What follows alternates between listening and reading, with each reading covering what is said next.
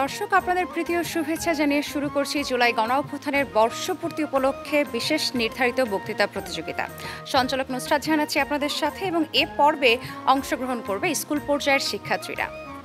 এই অনুষ্ঠানের প্রথমেই আমি ২৪-এর গণঅভ্যুত্থানের সকল শহীদদের আত্মার মাগফিরাত কামনা করছি এবং আহতদের দ্রুত আরোগ্য কামনা করছি। আজকের নির্ধারিত বক্তৃতার বিষয় জুলাই গণঅভ্যুত্থানের ১ বছর কেমন বাংলাদেশ চাই।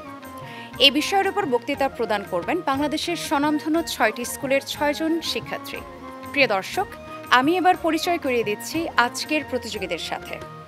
বিন্দুবাসিনী সরকারি বালক উচ্চ বিদ্যালয় টাঙ্গাইল থেকে Saif Al Mahi, Saint Joseph higher secondary school থেকে Mohammad Mayasir Mayan, Adamjee cantonment public school থেকে Mohammad Nazmus Sakib Sajid, South Point school থেকে Ayesha Tajrian Khan, Mirpur cantonment public school ও কলেজ থেকে ফাহমিদা ফাইজা, কুমিল্লা জেলা স্কুল থেকে আবদুল্লাহ পারভেজ ফাহিম।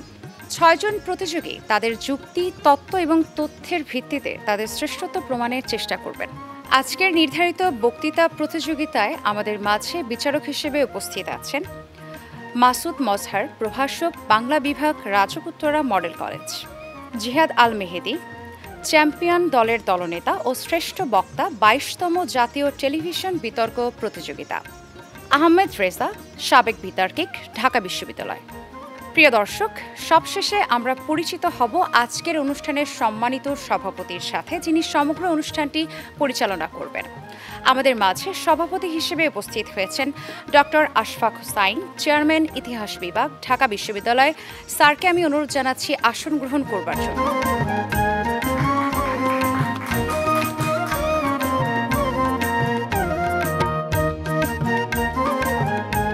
দর্শক, অনুষ্ঠানটি শুরু করার পূর্বে বক্তৃতা প্রতিযোগিতা সম্পর্কিত কিছু নিয়মাবলী আমরা দেখে নিই। প্রত্যেক প্রতিযোগী তার বক্তব্য উপস্থাপনের জন্য ৪ মিনিট করে সময় পাবেন। ৩ মিনিটে সতর্কতার সংকেত এবং ৪ মিনিটে চূড়ান্ত সংকেত দেওয়া হবে। আমি এবার আজকের অনুষ্ঠানের সম্মানিত সভাপতিকে অনুরোধ জানাচ্ছি অনুষ্ঠানটি পরিচালনা করবার জন্য। সম্মানিত সভাপতি স্যার। জুলাই গণঅভ্যুত্থান স্কুল পর্যায়ে টেলিভিশন বক্তৃতা প্রতিযোগিতায় আপনাদেরকে স্বাগত জানাচ্ছি। আজকের বক্তৃতার বিষয় জুলাই গণঅভ্যুত্থানের ১ বছর কেমন বাংলাদেশ চাই। আজকের এই বক্তৃতায় প্রথম বক্তা হিসেবে উপস্থিত আছেন টাঙ্গাইলের সরকারি বিন্দুবাসিনী বালক উচ্চ বিদ্যালয়ের শিক্ষার্থী সাইফ আল মাহি। আমি এখন তাকে তার বক্তব্য উপস্থাপনের জন্য অনুরোধ করছি। কেমন বাংলাদেশ চাই আমরা চাই নতুন বাংলাদেশ। নতুন বাংলাদেশ দেখতে হলে একটু কল্পনা করুন, জাতীয় পতাকা উঠছে, জাতীয় পতাকাকে সালাম জানাচ্ছে একজন শ্রমজীবী, সর্বোচ্চ উচ্চ পদস্থ কর্মকর্তা। তারা পাশাপাশি দাঁড়িয়ে আছে, দুজনেই সমান মর্যাদায়। একজন অধিবাসী শিক্ষার্থী পরীক্ষায় প্রথম স্থান অর্জন করেছে। কোটা নয়, মেধায় তার একমাত্র পরিচয়। সম্মানিত সভাপতি, বিজ্ঞ বিচারক মণ্ডলী এবং যারা দেখছেন এবং শুনছেন, সবাইকে জানাচ্ছি আমার সালাম, আসসালামু আলাইকুম।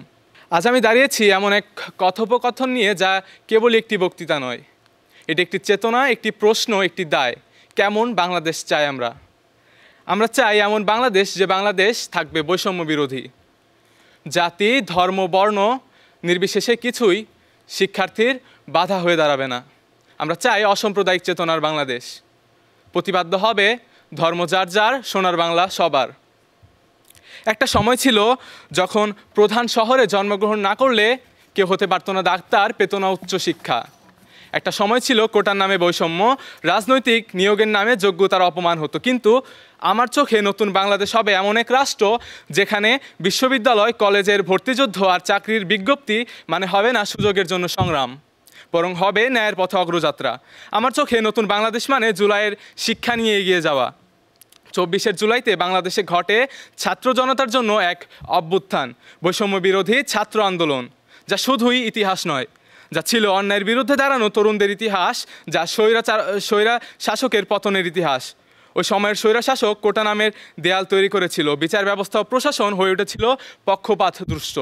আর তখন বিশ্ববিদ্যালয়ের গেট ভেঙে রাস্তায় নেমে এসেছিল তরুণেরা। শুধু বিশ্ববিদ্যালয় নয়, এগিয়ে এসেছিল সকল ছাত্র জনতা। তারা বলেছিল জন্মের ভিত্তিতে ভাগাভাগি নয়, যোগ্যতার ভিত্তিতে হবে সিদ্ধান্ত। আর যদি আমরা সত্যিকারের নতুন বাংলাদেশ গড়তে চাই, তাহলে আমাদের জুলাইয়ের সেই আগুন নিজের ভেতর বহন করতে হবে। আমার চোখে নতুন বাংলাদেশ মানে যেখানে তরুণরা হবে উদ্যোক্তা, হবে উদ্ভাবক, সাহিত্য, বিজ্ঞান, প্রযুক্তি, রাজনীতি সব কিছুতে তারা নেতৃত্ব দেবে।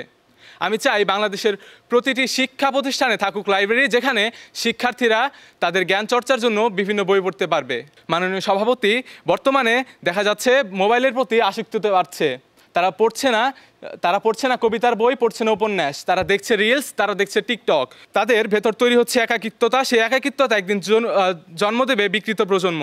আমি চাই না ভবিষ্যতে বাংলাদেশ এমন প্রজন্মের সম্মুখীন হোক যাদের মস্তিষ্ক থাকবে বিকৃত। পাবজি, ফ্রি ফায়ার ছেড়ে যারা ফুটবল খেলবে, ক্রিকেট খেলবে, তারাই হবে ভবিষ্যতের জামাল ভুঁইয়া, তামিম ইকবাল। সাহিত্য ও বিজ্ঞান চর্চার মাধ্যমে একদিন তারা হয়ে উঠবে কবি নজরুল, জগদীশ চন্দ্র বসু। আমি চাই বাংলাদেশ হোক সবুজ বাংলাদেশ, ধূমপান মুক্ত বাংলাদেশ, সন্তানের মুখে হাসি ফোটানো প্রতিটি বাবা মায়ের হাসির মতো সুন্দর বাংলাদেশ, শিশুর নিষ্পাপ হাসির মতো সুন্দর বাংলাদেশ, যে বাংলাদেশে কোনো দুঃখ থাকবে না, সবাই পাবে খাদ্যের অধিকার, বস্ত্রের অধিকার, পাবে শিক্ষার অধিকার, যে বাংলাদেশে কোনো মা বোন হবে না নির্যাতনের শিকার, হবে না কোনো ধর্ষণ, হবে না শিশু নির্যাতন, হবে না খুন গুম। চাই এমন বাংলাদেশ যে বাংলাদেশে সবাই পাবে বাক স্বাধীনতা, পাবে ভোটের অধিকার, পাবে যথাযথ মর্যাদা, তার গুণ প্রকাশের ক্ষেত্রে পাবে সর্বোচ্চ সুবিধা। এই বাংলাদেশ হবে স্বপ্নবান কিন্তু বাস্তববাদী। আমরা কেবল বলবো না সোনার বাংলা গর্ব, আমরা বলবো সোনার বাংলা গর্ব, কিন্তু আগে শিক্ষা ব্যবস্থা সংস্কার করব, দুর্নীতির বিরুদ্ধে শূন্য সহনশীলতা আনবো, সকল শ্রেণীকে এক কাতারে আনবো। এই দেশ কেবল বক্তৃতার মধ্যে সীমাবদ্ধ থাকবে না, এটি নীতি ও ন্যায়ের বাস্তবায়নে পরিণত হবে। আমরা বৈষম্যের বিরুদ্ধে, আমরা অযোগ্যতার বিরুদ্ধে, আমরা পুরাতন সুবিধাভাগী বাংলাদেশ নয়, আমরা গর্ব নতুন ন্যায়ভিত্তিক সম্ভাবনাময় বাংলাদেশ।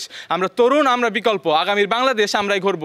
ধন্যবাদ মাননীয় সভাপতি, বিজ্ঞ বিচারক মণ্ডলী। ধন্যবাদ সাইফ আল মাহিকে। তার বক্তব্যের মধ্যে একটা নতুন বাংলাদেশ তৈরির স্বপ্ন এবং সম্ভাবনার কথা তিনি বলে গেলেন। আমরা আশা করি এই পথে বাংলাদেশে এগিয়ে যাবে। আমাদের আজকের উপস্থিত বক্তৃতার দ্বিতীয় বক্তা হচ্ছেন ঢাকার সেন্ট জোসেফ হায়ার সেকেন্ডারি স্কুলের শিক্ষার্থী মোহাম্মদ মায়াসির মায়ান। আমি তাকে তার বক্তব্য উপস্থাপনের জন্য অনুরোধ করছি। মাননীয় সভাপতি, সম্মানিত বিচারক মণ্ডলী এবং উপস্থিত দর্শকবৃন্দ, সবাইকে জানাই শুভেচ্ছা। একটি কবিতা দিয়ে শুরু করি। জন্মই আমার আজন্ম পাপ, সন্ত্রাসের ঝাঁঝালো দিনে বিবর্ণ পত্রের মতো হঠাৎ ফুৎকারে উড়ে যায়। কবি দাউদ হায়দার বোধহয় কবিতার চরণগুলি আমার জন্যই রচনা করেছেন, কারণ আজ আমার বয়স 15 এবং যখন থেকে আমি প্রথম নিঃশ্বাস ফেলছি, বিগত 15 বছর ধরে আমি বাংলাদেশের ফ্যাসিবাদী সরকারের নিপীড়নের চাপে বাস করে আসছি। আজ আমি স্বাধীনতার ক্ষয়, ভিন্ন মতের দমন এবং সমাজে ছড়িয়ে থাকা অবিরাম ভয় প্রত্যক্ষ করেছি। তবে বলতেই হয়, এই অবস্থার শিকার শুধু আমি ছিলাম না, এই অবস্থার শিকার ছিল বাংলাদেশের প্রতিটি মানুষ, প্রতিটি বাঙালি। 2024 সালের জুলাই মাসের গণ অভ্যুত্থান ছিল বাংলাদেশের মানুষের মনের মধ্যে দীর্ঘকাল ধরে জমে থাকা ক্ষোভ, হতাশা আর বঞ্চনার এক তীব্র বিস্ফোরণ।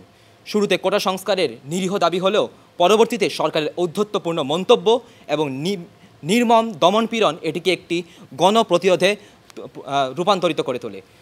শুরুতে কোটা সংস্কার একটি ঘর্ষণ দিলে পুরো দেশের মানুষের মধ্যে দাউ দাউ করে জ্বলে ওঠে প্রতিবাদের আগুন। আবু সাঈদ, মুগ্ধ, এদের মতো অনেক শিক্ষার্থীদের রক্ত, নির্বিচার হত্যাকাণ্ড এবং ইন্টারনেট বন্ধ করে বাংলাদেশকে বিশ্ব থেকে বিচ্ছিন্ন করার প্রচেষ্টা সব কিছুই মানুষকে আরও সংকল্পবদ্ধ করে তোলে। স্মৃতির স্মরণে বেয়ে 1 বছর আগে এই দিনটি ছিল শুধু একটি তারিখ নয়, এই দিনটি ছিল বাংলাদেশের মানুষের জন্য এবং বাংলাদেশের ইতিহাসের জন্য একটি নবজাগরণের প্রতীক। সেদিনের সেই প্রতিবাদের ভাষা ছিল এক সম্মিলিত আর্তনাদ, এক জবাবদিহিমূলক, সুবিচারপূর্ণ এবং সত্যিকারের জনকল্যাণে নিবেদিত সরকারের জন্য। শ্রমিক, কৃষক, পেশাজীবী নির্বিশেষে সমাজের প্রতিটি স্তরের মানুষ এক কাতারে দাঁড়িয়েছিল একটি সম্মিলিত আর্তনাদ নিয়ে, একটি জবাবদিহিমূলক সরকারের জন্য। তারা দাঁড়িয়েছিল এক কাতারে, হাতে হাত রেখে, কাঁধে কাঁধ মিলিয়ে। আর এই পুরো আন্দোলন জুড়েই ছাত্রদের ভূমিকা ছিল অগ্রগণ্য, তাদের কণ্ঠ ছিল সবচেয়ে বেশি উচ্চকিত, তাদের নেতৃত্ব ছিল বলিষ্ঠ ও আপোষহীন। আর এটা বলতেই হয় যে সেই দিনগুলি ছিল এক অবিস্মরণীয় ঐক্য আর অদম্য শক্তির প্রতিচ্ছবি। স্মৃতির গভীরে আজও ভাসে সেই সব মুখ যারা নির্ভয় ছুটেছিল ভাঙতে অসত্যের বুক। বাংলাদেশের ইতিহাসে যখনই কোনো বড় পরিবর্তন এসেছে, ছাত্র সমাজ সেখানে অগ্রণী ভূমিকা পালন করেছে।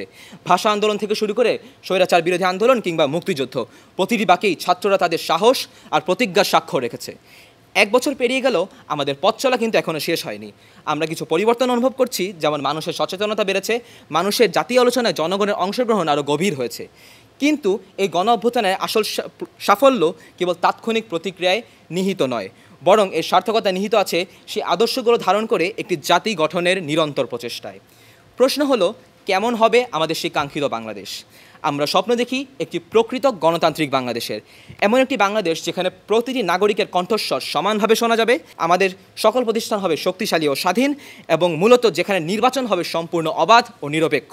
ক্ষমতা শুধুমাত্র একটি গোষ্ঠীর হাতে কক্ষিগত থাকবে না, বরং সত্যিকার অর্থে জনগণের হাতে ন্যস্ত থাকবে। এই মাটি সেদিন যে মুক্তির ডাক দিয়েছিল, সেই ডাক ছিল স্বাধীন মত প্রকাশের, নির্ভয় কথা বলার এবং নিজেদের ভাগ্য নিজের হাতে তুলে নেওয়ার ডাক। আমাদের হৃদয় আঁকা আছে এক সমতাপূর্ণ বাংলাদেশের ছবি, এমন একটি সমাজ যেখানে সুযোগ সুবিধা জন্মগত পরিচয় বা বিশেষাধিকার দ্বারা সীমাবদ্ধ হবে না, বরং সবার জন্য হবে সহজলভ্য। আমরা দাবি জানাই একটি ন্যায়ভিত্তিক বাংলাদেশের। আমরা এমন একটি জাতি গঠন করতে চাই যেখানে আইনের শাসন প্রশ্নাতীতভাবে প্রতিষ্ঠিত, যেখানে দুর্নীতি সমূলে উৎপাটন করা হবে এবং যেখানে জবাবদিহিতা কেবল কথার কথা নয়, বরং একটি বাস্তব অনুশীলন। আমরা ছাত্র হিসেবে আজ আমাদের সামনে একটি সুবর্ণ সুযোগ এবং মহান দায়িত্ব। জুলাই গণ অভ্যুত্থান আমাদের দেখিয়েছে সম্মিলিত শক্তি কী করতে পারে। এখন আমাদের কর্তব্য হলো সেই অর্জিত চেতনাকে এগিয়ে নিয়ে যাওয়া। আমাদের জন্য প্রধান কর্তব্য হলো জ্ঞান অর্জন করা, কারণ সচেতন ও শিক্ষিত প্রজন্মই পারে একটি উন্নত জাতি গঠন করতে। সচেতন নাগরিক হওয়া আমাদের একটি জরুরি কর্তব্য। নৈতিক মূল্যবোধ ধারণ করা, সামাজিক কার্যক্রমে অংশগ্রহণ করা এবং গণতান্ত্রিক মূল্যবোধের চর্চাও আমাদের জন্য খুবই জরুরি। এই মহৎ স্বপ্ন অর্জন করা সহজসাধ্য হবে না। এর জন্য প্রয়োজন নিরন্তর সজাগ দৃষ্টি, সক্রিয় জন অংশগ্রহণ এবং আমাদের প্রত্যেকের দৃঢ় অঙ্গীকার। 15 সেকেন্ড চেয়ে নিচ্ছি। আসুন জুলাই গণ অভ্যুত্থানের সেই গতিকে আমরা এগিয়ে নিয়ে যাই। আসুন হাতে হাত রেখে কাঁধে কাঁধ মিলে আমরা সেই বাংলাদেশকে গড়ে তুলি যা আমরা সবাই পাওয়ার যোগ্য, একটি গণতান্ত্রিক, সমতাপূর্ণ, ন্যায়ভিত্তিক এবং ভবিষ্যৎ প্রজন্মের জন্য সমৃদ্ধ বাংলাদেশ। এই দিনের শপথ হোক, আমরা এই স্বপ্নকে বাস্তব রূপ দেবই। ধন্যবাদ। ধন্যবাদ মায়াসির হাসানকে। আমাদের আজকের উপস্থিত বক্তৃতার তৃতীয় বক্তা Mohammad Nazmus Sakib Sajid, Adamjee cantonment public school and college. আমি নাজমুস সাকিবকে তার বক্তব্য উপস্থাপনের জন্য অনুরোধ করছি। মানুষ স্বাধীনতা প্রিয়। 47-এর শোষণের থেকে মুক্তির লক্ষ্যে ব্রিটিশদের তাড়ালাম, ভাবলাম স্বাধীনতা পেয়েছি। পরক্ষণেই আরেক শাসক গোষ্ঠীর জন্ম নিল। 71-এর স্বাধীনতার লক্ষ্যে পাকিস্তানিদের তাড়ালাম, 90-এ এরশাদের স্বৈরশাসন টিকতে দেইনি, ভাবলাম মুক্তি পেয়েছি। কিন্তু সেগুড়ে বালি, দেশের ইতিহাসে জন্ম নিল এক ফেসিবাদের। 24-এর গণ অভ্যুত্থানে তাও টিকতে দেয়নি। আমরা আবারও প্রমাণ করলাম কেবলমাত্র বোমা বা বন্দুক দিয়ে বিপ্লব আসে না, বিপ্লব আসে তারুণ্যের শক্তি থেকে। ধন্যবাদ মাননীয় সভাপতি ও বিজ্ঞ বিচারক মণ্ডলী আমাকে বক্তব্য প্রদানের সুযোগ করে দেওয়ার জন্য। 71-এর সংগ্রামে ঝাঁপিয়ে পড়ার মূল প্রতিপাদ্য ছিল সাম্য, মানবিক মর্যাদা ও সামাজিক সুবিচার। স্বাধীনতার 5 দশকেও তা পূরণ হয়নি। গত 5 দশকের ইতিহাসে রাজা যায় রাজা আসে, কিন্তু কেউ কথা রাখেনি, সবাই শুধু নিজের আখের গুছিয়েছে। বাংলাদেশের ইতিহাসে গত 15 বছরে একটি শাসক গোষ্ঠী ছিল ক্ষমতায়, যারা গণতন্ত্রের নামে ভোট চুরি আর স্বাধীনতার মুখোশের আড়ালে এক নায়কতন্ত্র প্রতিষ্ঠা করতে চেয়েছিল। তাদের আমলে দুর্নীতি দমন কমিশন, মানবাধিকার কমিশন ছিল অকেজো, পুলিশ ছিল তাদের হাতের পুতুল, বিশ্ববিদ্যালয়গুলো হয়ে উঠেছিল মেরুদণ্ডহীন মাস্তানদের সমাবেশ। স্বাধীনতার 5 দশকেও যখন আমরা মূল্যবোধ, সাম্যভিত্তিক সমাজ, মানবিক মর্যাদা ও সামাজিক সুবিচার প্রতিষ্ঠা করতে পারি না, ঠিক তখনই আবার প্রশ্ন আসে কেমন বাংলাদেশ চাই। আমরা এমন বাংলাদেশ চাই যেখানে মানুষের থাকবে বাক স্বাধীনতা, যেখানে কেউ তাদের অধিকারের কথা তুলে ধরলে তাকে আয়নাঘরে বন্দি করা হবে না, যেখানে কেউ ফেসবুক পোস্টে রাজনৈতিক বাস্তবতা তুলে ধরলে তাকে গুম করা হবে না, কারো অবস্থা আবরার ফাহাদের মতো হবে না। বাক স্বাধীনতা হবে দাবি তুলে ধরার ও অধিকার আদায়ের অস্ত্র। আমরা এমন বাংলাদেশ চাই যেখানে গণমাধ্যমকে সত্য তুলে ধরার জন্য দ্বিতীয়বার ভাবতে হবে না। আমরা এমন বাংলাদেশ চাই যেখানে সত্য তুলে ধরার জন্য আর কোনো ছাত্রকে হত্যা করা হবে না, আর কোনো আবু সাইদ মরবে না, আর কোনো মুগ্ধকে প্রাণ দিতে হবে না। আমরা এমন বাংলাদেশ দেখতে চাই যেখানে পুলিশ কোনো রাজনৈতিক দলের শোকেসে সাজিয়ে রাখা পুতুল হবে না। আমরা এমন বাংলাদেশ দেখতে চাই যেখানে কোনো দুর্নীতি থাকবে না, যেখানে আর কোনো আসিয়ার মৃত্যু ঘটবে না, যেখানে আর কোনো তোফাজ্জলকে কেবলমাত্র সন্দেহের ভিত্তিতে প্রাণ হারাতে হবে না। আমরা এমন বাংলাদেশ চাই যেখানে মানুষ কেবল অন্যায় করতে গেলেও দ্বিতীয়বার ভাববে, যেখানে প্রথম থেকে বিশ্ববিদ্যালয় পর্যন্ত ভর্তি পরীক্ষায় প্রশ্ন ফাঁস হওয়ার চিন্তা করাকে মানুষ মহাপাপ মনে করবে। আমরা এমন বাংলাদেশ চাই যেখানে মানুষের নিরাপত্তা থাকবে সবার উপরে, নারীরা রাতে বের হতে ভয় পাবে না, আর কোনো নারীর শ্লীলতাহানি ঘটবে না। আমরা এমন বাংলাদেশ চাই যেখানে মানুষ হবে সভ্য, যেখানে প্রতিটি মানুষ হবে তাদের প্রাত্যহিক জীবনযাপনে পরিশুদ্ধ ও নীতিনৈতিকতায় অনন্য, যেখানে ব্যক্তিগত স্বার্থের চেয়ে জনগণের স্বার্থ প্রাধান্য পাবে। আমরা এমন বাংলাদেশ চাই যেখানে আর কোনো শ্রমিক শোষিত হবে না, আর শ্রমিক পাবে তার ন্যায্য মজুরি, আর কোনো পাট চাষি প্রতারিত হবে না, আর কোনো কৃষক সঠিক সুবিধার অভাবে ক্ষতির সম্মুখীন হবে না। আমরা সেই বাংলাদেশ চাই যেখানে অপসংস্কৃতি, প্রযুক্তির অপব্যবহার, নিয়ম বহির্ভূত কোনো কাজই থাকবে না। শিক্ষা, চিকিৎসা, যাতায়াত সহ দেশের প্রতিটি সেক্টরে জবাবদিহিতার সংস্কৃতি চালু হবে। আমরা এমন বাংলাদেশের স্বপ্ন দেখি যেটি হবে মানবিক ও সাম্যভিত্তিক। আমরা এমন সাম্যভিত্তিক ও মানবিক রাষ্ট্রের স্বপ্ন দেখি যেখানে একজন শ্রমিকের ঘামে গড়া সেতু বন্যায় ভেঙে যাবে না, যেখানে হাসপাতালের বেড থাকবে রোগীর জন্য, কমিশনের জন্য নয়। আমরা স্বপ্ন দেখি এমন একটি বাংলাদেশে যেখানে শিক্ষা ব্যবস্থায় থাকবে ব্যাপক পরিবর্তন। যথোপযুক্ত শিক্ষা নিয়ে প্রাথমিক স্তরের শিক্ষার্থীরাও অনর্গল বিশুদ্ধ বাংলা ও ইংরেজি পড়তে ও লিখতে পারবে। তারা হবে চিন্তা চেতনায় অনন্য, তারা চিন্তা চেতনায় হবে শ্রেষ্ঠ। তারা শুধু শিক্ষিত হবে না, তারা হবে সুশিক্ষিত, নীতিনৈতিকতায় অনন্য। আমরা এমন বাংলাদেশের স্বপ্ন দেখি যেখানে দুর্নীতি শূন্য স্তরে নেমে যাবে। অফিস আদালতের কর্মকর্তা কর্মচারীরা হাসি মুখে সেবা দেওয়ার জন্য মুখিয়ে থাকবে। দেশের ভর্তি বাণিজ্য, চাকরি বাণিজ্য ডুবন্ত সূর্যের সঙ্গী হয়ে পশ্চিমে লাল দিগন্তে হারিয়ে যাবে। আমরা এমন বাংলাদেশ চাই যেখানে বাংলাদেশের নিজের প্রতিরক্ষার জন্য আর প্রতিবেশী রাষ্ট্রের দিকে তাকিয়ে থাকতে হবে না। বাংলাদেশের মেধাবী শিক্ষার্থীরা নিজেরাই দেশের প্রতিরক্ষা ব্যবস্থা গড়ে তুলবে। মোট কথা, যে স্বাধীনতার জন্য এত কিছু, যে ফেসিবাদ থেকে মুক্তির জন্য এত কিছু, সেই ফেসিবাদ মুক্ত বাংলাদেশ আমরা চাই। এক বাংলাদেশ যা হবে জনগণের, যা কোনো রাজনৈতিক দলের হবে না। এই বাংলাদেশ তৈরি করা হয়তো কঠিন, তবে অসম্ভব নয়। শেষে কবির সাথে সুর মিলিয়ে বলতে চাই, যতক্ষণ দেহে আছে প্রাণ, প্রাণপণে পৃথিবীর সরাবো জঞ্জাল। এই বিশ্বকে এই শিশুর বাসযোগ্য করে যাব আমি, নবজাতকের কাছে এ আমার দৃঢ় অঙ্গীকার। ধন্যবাদ সবাইকে। ধন্যবাদ নাজমুল সাকিব সাজিদকে। অস্থির এবং যে বাংলাদেশ আমরা দেখলাম সেটাকে একটা সুন্দর বাংলাদেশে সুস্থির এবং পৃথিবীর একটা অন্যতম শ্রেষ্ঠ রাষ্ট্র প্রতিষ্ঠার যে আশা তিনি প্রকাশ করেছেন, আমরা আশা করি সেটা হয়তো একসময় বাস্তবায়িত হবে। এবার আমাদের চতুর্থ বক্তা জাতীয় টেলিভিশন বক্তৃতা প্রতিযোগিতায় ঢাকার সাউথ পয়েন্ট স্কুলের আয়েশা তাজরিয়ান খান। আমি আয়েশাকে তার বক্তব্য উপস্থাপনের জন্য অনুরোধ করছি। সাবাস বাংলাদেশ, এ পৃথিবী অবাক তাকিয়ে রয়, জ্বলে পুড়ে মরে ছাড়খাড় তবু মাথা নোয়াবার নয়। এই কবিতাটির প্রতিটি শব্দই যেন এক বুক ফাটা আর্তনাদ। তাই তো এ মঞ্চে দাঁড়িয়ে আজও আমার মনে পড়ে শহীদ সাইদ মুগ্ধদের আত্মত্যাগের কথা। শেষবারের মতো তারা চিৎকার করে বলেছিলেন, মা, আমি আর ফিরে আসব না। জুলাইয়ের গণ অভ্যুত্থান বাঙালি জাতির জন্য শুধু একটি স্মৃতি নয়, একটি আহ্বান, একটি চেতনার নাম। ধন্যবাদ মাননীয় সভাপতি আপনাকে এবং আপনার মাধ্যমে সবাইকে। আজকে বক্তৃতার নির্ধারিত বিষয় জুলাই গণ অভ্যুত্থানের 1 বছর। কেমন বাংলাদেশ চাই? আমি স্বপ্ন দেখি নীল আকাশের নিচে একটি সোনালী প্রভাত, একটি বাংলাদেশ যেখানে মানুষ জেগে ওঠে স্বপ্ন নিয়ে, স্বাধীনতার গর্ব নিয়ে, যেখানে শিশুরা খেলে, মা হাঁটেন নিরাপদ রাস্তায়, আর তরুণেরা চোখে আগুন নিয়ে বলে, আমার দেশ, আমার দায়িত্ব। এই স্বপ্ন শুধু আমার একার নয়, এই স্বপ্ন ছিল তাদেরও, যারা একদিন জুলাই মাসের দাবদাহে রাস্তায় নেমেছিল। জুলাই বিদ্রোহ, একসাথে অন্যায়ের বিরুদ্ধে সহস্র বলিষ্ঠ কণ্ঠ, দাবি আদায়ের সংগ্রাম, চারিদিকে গুলি আর গ্রেনেডের শব্দ, রক্তাক্ত রাজপথ আর শহীদদের সারি দীর্ঘ থেকে দীর্ঘতর হতে লাগলো। 1971 সালের মহান মুক্তিযুদ্ধের পর বাঙালি আবারও অধিকার আদায়ের সংগ্রামে রক্ত দিয়ে মুছে দিল দীর্ঘ স্বৈর শাসনের ইতিহাস, পেল নতুন স্বাধীনতার স্বাদ। তাদের চোখে যে আগুন ছিল তাই তো প্রমাণ করে এ প্রজন্ম শুধু প্রশ্ন তোলে না, উত্তরও দিতে জানে। কিন্তু স্বপ্নের মাঝে হঠাৎ ছায়া নামে। একটা ক্লাসরুমে দাঁড়িয়ে আমি দেখি আমার বন্ধুরা সবাই পাসপোর্ট গুছিয়ে রাখছে। আমি তাদের চোখে দেখি নিরাপত্তার অভাব, ভরসাহীনতা আর বুকের ভিতর নিঃশব্দ হাহাকার। আমি ভাবি, আমরা যদি সবাই চলে যাই তাহলে দেশের ভাগ্য কে গড়বে? জুলাইয়ে যারা রাস্তায় নেমেছিল তাদের স্বপ্ন কি শুধু স্লোগানেই হারিয়ে যাবে? তাদের মতো আমিও বলতে চাই, আমার দেশ আমি ছেড়ে যাব না। আমার স্বপ্নের বাংলাদেশে আমি চাই অপরাধীর কোনো দলীয় পরিচয় বিচার ব্যবস্থাকে প্রভাবিত করবে না। একজন অপরাধী শুধু অপরাধী হিসেবেই গণ্য হবে, যেখানে আইনের চোখে সবাই সমান। নতুন বাংলাদেশের জনগণের সকল গণতান্ত্রিক অধিকার নিশ্চিত হবে। রাতের আধারে আমার ভোট কেউ দিতে পারবে না। আমার ভোট আমি দিব, যাকে খুশি তাকে দিব। নতুন বাংলাদেশের সব নারীরা সমাজের সর্বস্তরে ন্যায্য অধিকার পাবে। তাদের নিরাপত্তা কারো দয়া নয়, এটা তাদের অধিকার।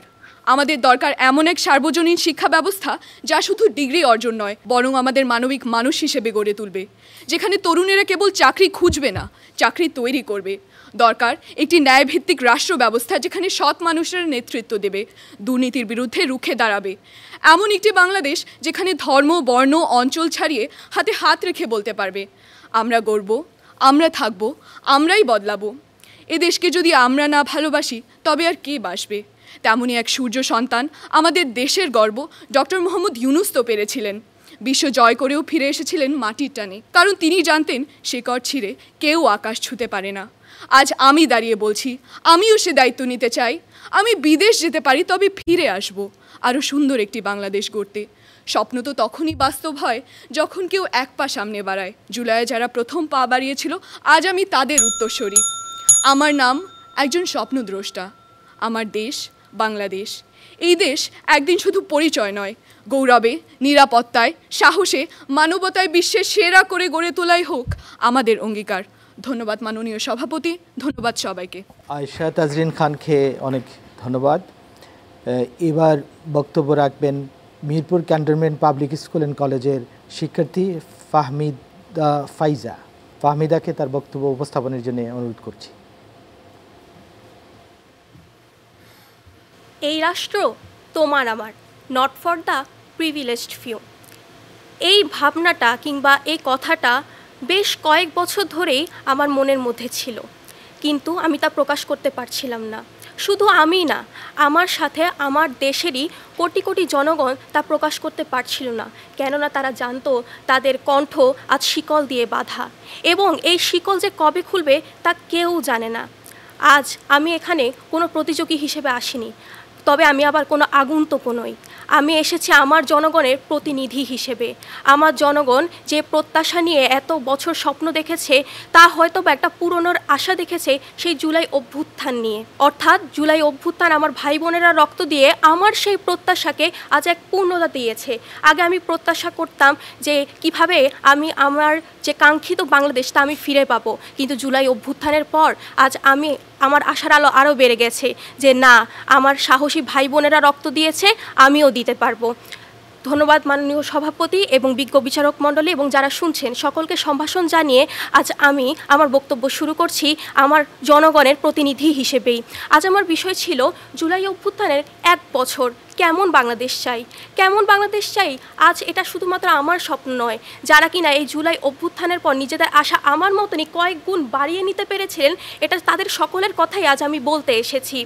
আচ্ছা, আমরা এতদিন ধরে কি আশা দেখেছিলাম যে আমার দেশে সকল মানুষ যেন বৈষম্যহীন একটা জীবনযাপন করতে পারে, আমার দেশের মানুষ যেন সকল শিক্ষায় সঠিকভাবে নিতে পারে এবং অন্যকে দেখতে পারে, অন্যকে যেভাবে তারা শিক্ষা নিতে দেখে, অর্থাৎ একটা শহরের শিক্ষার্থীকে যেভাবে তারা শিক্ষা নিতে দেখে, একজন গ্রামের শিক্ষার্থীও যেন ঠিক সেইভাবে শিক্ষা নিতে পারে। অর্থাৎ এই ধরনের যে বৈষম্যহীন ব্যাপারটা, এই ব্যাপারটা আমরা অনেকদিন ধরেই প্রত্যাশা করে এসেছি, কিন্তু এই ফ্যাসিস্ট সরকার আমাদের কণ্ঠকে শিকল দ্বারা বাধাই করার কারণে আমরা তা এতদিন বলতে পারিনি। এই শিকল ভাঙার পর আমার আশা যখন বেড়ে গেছে, তখন আজ আমি এই কথা বলতে পারি। আজ কেমন বাংলাদেশ চাই, এটা আমাদের আত্মবিশ্লেষণ এবং আত্মজিজ্ঞাসা। জুলাই বিশ্লেষণের পর আমাদের ভাই বোনেরা যে দায়িত্ব আমাদের কাঁধে তুলে দিয়ে গিয়েছে, সেটা আমরা ঠিক কতটুকু পালন করতে পেরেছি, সেই আত্মজিজ্ঞাসার মধ্যে দিয়েই আজ আমি বলতে চাই যে আমার দেশ যেদিন গণতান্ত্রিক পরিপূর্ণভাবে হবে, সেই দেশ সেদিন আমার দেশ হবে এবং আমি সেই দেশের প্রত্যাশা দেখি। আমার সংবিধানের ৭ম অনুচ্ছেদে দেওয়া ছিল প্রজাতন্ত্রের সকল ক্ষমতার মালিকই জনগণ, অথচ তার বাস্তবায়ন আমি গত 15 বছরে দেখিনি।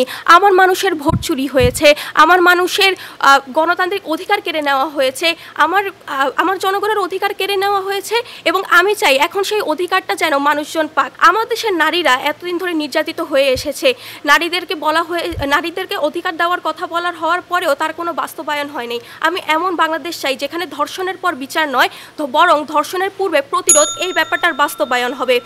এখন কেন আমাদের বৈষম্য বিরোধী আন্দোলনের জন্য বৈষম্য বিরোধী একটা বাংলাদেশ দরকার? কেননা আমার জনসংখ্যাকে যখন আমি জনসম্পদে পরিণত করতে পারবো, তখনই কেবল আমার বাংলাদেশ উন্নত হতে পারবে। কেননা আমার বাংলাদেশকে উন্নত করতে হলে জনগণকে জনসম্পদে পরিণত করতে হবে। এখন আমার জনগণ যদি শিক্ষা, খাদ্য, চিকিৎসা এই সকল ক্ষেত্রে বৈষম্যের শিকার হতে থাকে, তাহলে তারা কোনোদিনই দক্ষ হয়ে উঠতে পারবে না। এবং যখন আমার জনগণ দক্ষ হয়ে উঠতে পারবে না, তখন আমার বাংলাদেশ উন্নত হতে পারবে না, এবং সেই বাংলাদেশকে সোনার স্বপ্নের বাংলাদেশ বানানোর জন্য সেই আশা আমার ব্যর্থ হয়ে যাবে। শেষ পর্যন্ত আমি বলতে চাই যে আমার দেশের এতদিন গণতন্ত্র কবরের মাঝে ছিল। আমি যখন মত প্রকাশ করতে যেতাম, তখন আমি ভয় পেতাম, আমি হুমকি এবং কারাবরণের একটা সনদ পেয়ে যেতাম। এই জন্য আমি চাই যে আমার একটা সাহসী বাংলাদেশ হবে, যেখানে কিনা অন্যায় দেখলে আমি মুখ খুলতে পারবো এবং সেই কণ্ঠকে কোনোদিনই দমন করা হবে না। আমি চাই একটি সহনশীল এবং সম্প্রীতির বাংলাদেশ, যেখানে ভিন্ন ধর্ম বর্ণের মানুষ একসাথে বাঁচে বা ভালোবাসায়। সংখ্যালঘু হোক কিংবা আমার দেশের অপরিহার্য ক্ষুদ্র নৃগোষ্ঠী হোক, কিংবা আমার মতন বাঙালি হোক, কিংবা প্রত্যন্ত অঞ্চলের একটা জনদরিদ্র মানুষ হোক কিংবা শিক্ষার্থী হোক, তারা সকলেই যেন সম্প্রীতিভাবে ভালোবাসায় বড় হতে পারে এবং সমান অধিকার পায়, যার ফলে আমার দেশের উন্নতি হবে। এবং আমরা চাই না যে শুধুমাত্র জিডিপির ধোঁকাবাজিতে আমার জনগণকে উন্নয়নের একটা বিলবোর্ড দেখানো হোক। আমি চাই তারা HDI বা মানব উন্নয়ন সূচকে বাংলাদেশ অনেক বেশি করে এগিয়ে যেতে পারে, এবং দুর্নীতি এমনভাবে রোধ হোক যেন ট্রান্সপারেন্সি ইন্টারন্যাশনালে আমাদের বাংলাদেশের অবস্থান অনেক সম্মানজনক থাকে। তাই মাননীয় স্পিকার, শেষ পর্যন্ত আমি আমার ভাই বোনের দেওয়া দায়িত্ব পালন করার অঙ্গীকার রেখে বক্তব্য শেষ করছি। ধন্যবাদ মাননীয় সভাপতি এবং ধন্যবাদ সবাইকে। ধন্যবাদ ফাহমিদা ফাইজাকে। আমাদের আজকের এই টেলিভিশন বক্তৃতা প্রতিযোগিতার সর্বশেষ বক্তা কুমিল্লা জেলা স্কুলের আবদুল্লাহ পারভেজ ফাহিম। আমি আবদুল্লাহ পারভেজ ফাহিমকে তার বক্তব্য উপস্থাপনের জন্য অনুরোধ করছি।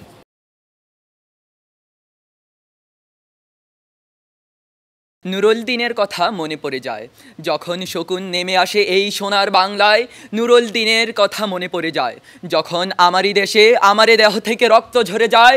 নুরুল দিনের কথা মনে পড়ে যায় রংপুরের মাটিতে বড় হওয়া সৈয়দ শামসুল হকের নুরুল দিন যেভাবে আজ থেকে প্রায় 250 বছর আগে বাংলার মাটিতে ব্রিটিশাধীন অত্যাচারী জমিদারদের বিরুদ্ধে রুখে দাঁড়িয়েছিল, ঠিক তেমনইভাবে 24-এর গণ অভ্যুত্থানেও রংপুরের মাটিতেই বড় হওয়া আবু সাইদ স্বৈরাচার বাহিনীর সামনে বুক পেতে প্রতিরোধ গড়ে তুলেছিল।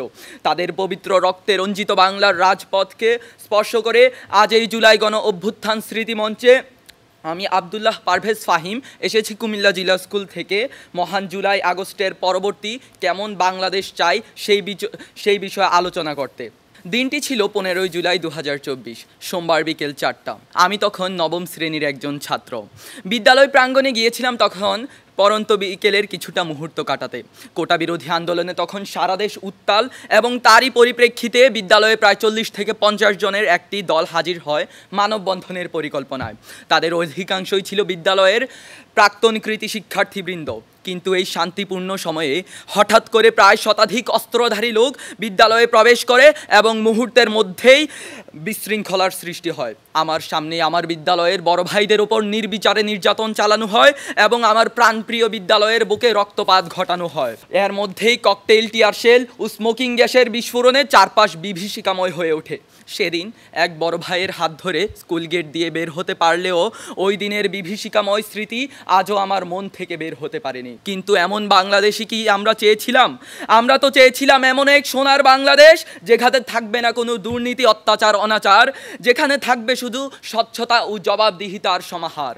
বিগত দীর্ঘ 16 বছর ধরে যখন স্বৈরাচার সরকারের একচাটিয়া লাগামহীন শাসনে দেশের সাধারণ জনগণের পিঠ দেয়ালে ঠেকে যায়, ঠিক তখনই দেশকে দ্বিতীয়বারের মতো মুক্তির স্বাদ দিতে মুক্তির মশাল হাতে এগিয়ে এসেছিল এদেশের টকবগে তরুণ ছাত্র জনতার দল। 52-এর ভাষা আন্দোলন থেকে শুরু করে 71-এর মহান মুক্তিযুদ্ধের ন্যায় 24-এর গণ অভ্যুত্থানেও বাংলার দামাল ছেলেরা দেশ বাঁচানোর ক্রান্তি লগ্নে নিজেকে উজাড় করে দেয়। 24-এর গণ অভ্যুত্থানের মূল কাণ্ডারি এই ছাত্র জনতার যাত্রা শুরুতে কোটা আন্দোলনের মাধ্যমে সূচনা হলেও পরবর্তীতে তা ফেসিস্ট সরকারের পদত্যাগের মাধ্যমে পূর্ণতা পায়। বৈষম্যের বিরুদ্ধে, ফেসিবাদের বিরুদ্ধে যখন বীর বাঙালি নজরুলের বলবীর হুঙ্কারে গর্জে ওঠে, বাংলার রাজপথ তখন কেঁপে ওঠে। বাংলার আকাশে বাতাসে তখন ধ্বনিত হয় দফা 1, দাবি 1, পদত্যাগ, পদত্যাগ। তরুণদের এই সীমাহীন দেশপ্রেম এই আন্দোলনকে ত্বরান্বিত করলেও আমাদের বিজয় এতটাও সহজ ছিল না। আবু সাইদ, মীর মুগ্ধ, ওয়াসিম নাফিজ, রাফির মতো বাংলার সহস্রাধিক সূর্য সন্তানদের প্রাণের বিনিময়ে এই দেশ পুনরায় স্বাধীন হয়। তাই তো আজ জুলাই গণ অভ্যুত্থানের 1 বছর হয়ে যাওয়ার পরও চোখ বন্ধ করলেই আমার সামনে ভেসে ওঠে শহীদ আবু সাইদের ভাবমূর্তি। বুকের ভিতর অনেক ঝড়, বুক পেতেছি গুলিকর, কিংবা শহীদ মীর মুগ্ধের আহাজারি। পানি লাগবে কারো, কারো পানি লাগবে।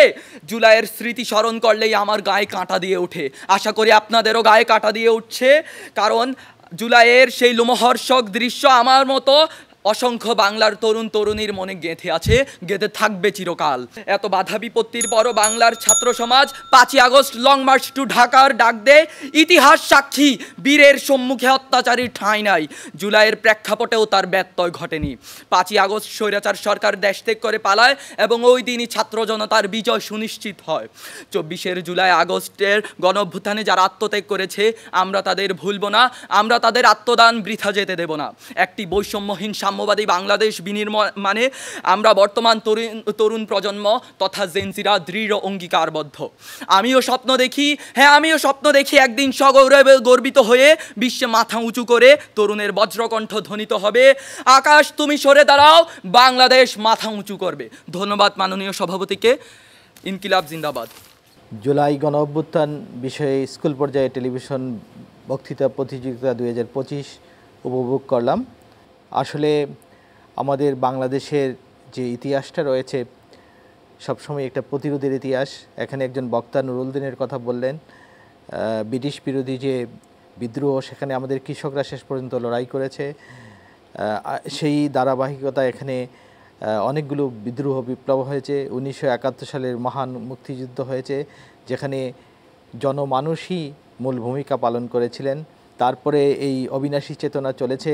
আমাদের জুলাইয়ে যে অভ্যুত্থানটা হয়েছে সেটা আসলে বৈষম্যের বিরুদ্ধে দেশে বিরাজমান গণতন্ত্রহীনতা এবং অস্থিরতার একটা চূড়ান্ত প্রকাশ সেদিন হয়েছে। সেই অস্থির বাংলাদেশে সবার দাবি ছিল বৈষম্যমুক্ত মানবিক সমাজ, এবং বাংলাদেশ কিন্তু গত 50 বছরে বেশ একটু একটু করে এগিয়েছে। বিশ্বে এটা বাংলাদেশ প্যারাডক্স হিসাবে খ্যাতি লাভ করেছে, এবং সেখানে আমাদের তরুণ প্রজন্ম এবার নতুন করে রক্ত দিয়ে এই প্যারাডক্সকে এগিয়ে নেওয়ার স্বপ্ন দেখছে, যার কিছু রিফ্লেকশন বা প্রতিফলন এখানে আমরা দেখলাম। তো আশা করি আমাদের বাংলাদেশ আরও এগিয়ে যাবে। আজকের এই জমজমাট জুলাই গণ অভ্যুত্থান স্কুল পর্যায়ে টেলিভিশন বিতর্ক প্রতিযোগিতা 2025-এর প্রতিযোগিতার ফলাফল আমাদের হাতে এসে পৌঁছেছে। আজকের বিষয় ছিল জুলাই গণ অভ্যুত্থানের 1 বছর কেমন বাংলাদেশ চাই। প্রত্যেক প্রতিযোগী অত্যন্ত নিষ্ঠার সাথে এবং তীব্র প্রতিযোগিতার সাথে বক্তব্য উপস্থাপন করেছেন। তার মধ্যে 3 জন আমরা পেয়েছি, প্রথম, দ্বিতীয় এবং তৃতীয়।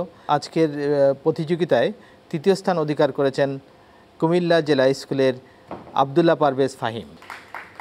আমি ফাহিমকে অভিনন্দন জানাচ্ছি। দ্বিতীয় স্থান অধিকার করেছেন ঢাকার সাউথ পয়েন্ট স্কুলের আয়েশা তাজরিন খান। আমি আয়েশাকে অভিনন্দন জানাচ্ছি। এবং প্রথম স্থান অধিকার করেছেন Adamjee cantonment public school and কলেজের মোহাম্মদ নাজমুল সাকিব সাজিদ। আমি সাজিদকে অভিনন্দন জানাচ্ছি। দর্শক, এবার 3 জন বিজয়ী সহ সর্বমোট 6 জন অংশগ্রহণকারীর হাতে ট্রফি ও সম্মাননা স্মারক প্রদান করা হবে। প্রথমেই ডেকে নিচ্ছি বিন্দুবাসিনী সরকারি বালক উচ্চ বিদ্যালয় টাঙ্গাইল হতে আগত সাইফ আল মাহি। সাইফ আল মাহিকে আমি অনুরোধ জানাচ্ছি মঞ্চে গিয়ে সম্মানিত সভাপতি এবং বিচারক মণ্ডলীদের হাত থেকে পুরস্কার গ্রহণ করবেন।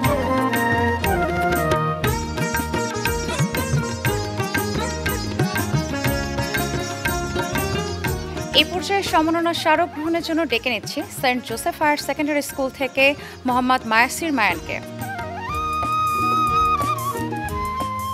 মোহাম্মদ মায়াসির মায়ানের হাতে সম্মাননা স্মারক প্রদান করছেন সম্মানিত সভাপতি এবং বিচারক মণ্ডলী।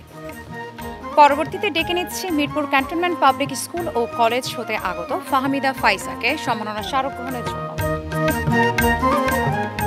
ফাহমিদা ফাইজার হাতে সম্মাননা স্মারক তুলে দিচ্ছেন সম্মানিত সভাপতি এবং বিচারক মণ্ডলী।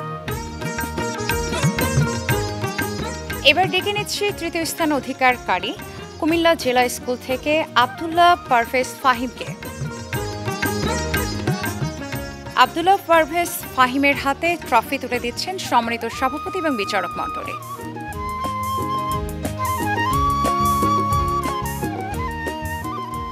এবার মঞ্চে ডেকে নিচ্ছি আয়েশা তাজরিয়ান খানকে, তিনি সাউথ পয়েন্ট স্কুলের শিক্ষার্থী।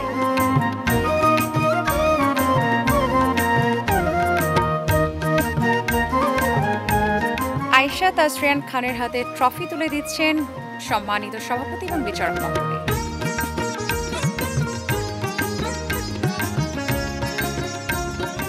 পরবর্তীতে ডেকে নিচ্ছি আদমজী ক্যান্টনমেন্ট পাবলিক স্কুল থেকে মোহাম্মদ নাজমুস সাকিব সাজিদকে, তিনি প্রথম স্থান অধিকার করেছেন।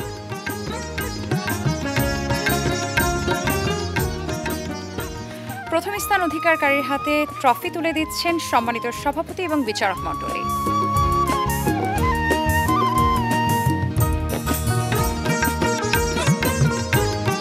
প্রিয় দর্শক, আমাদের আজকের এই আয়োজনে অংশগ্রহণকারীরা তথ্য, যুক্তি এবং তত্ত্বের ভিত্তিতে নিজেদের শ্রেষ্ঠতা প্রমাণ করবার জন্য লড়াই করেছেন। তারা তাদের জায়গা থেকে তাদের মতামত তুলে ধরবার চেষ্টা করেছেন এবং কেমন বাংলাদেশ তারা চান সেই সব বিষয়গুলো আমাদের সকলের সামনেই যেন ভিন্ন রকমভাবে প্রকাশ করেছেন। সকলে ভালো থাকুন এবং চোখ রাখুন বাংলাদেশ টেলিভিশনের পর্দায়। আমি নুসরাত জাহান আজকের মতো বিদায় নিচ্ছি। আল্লাহ হাফেজ।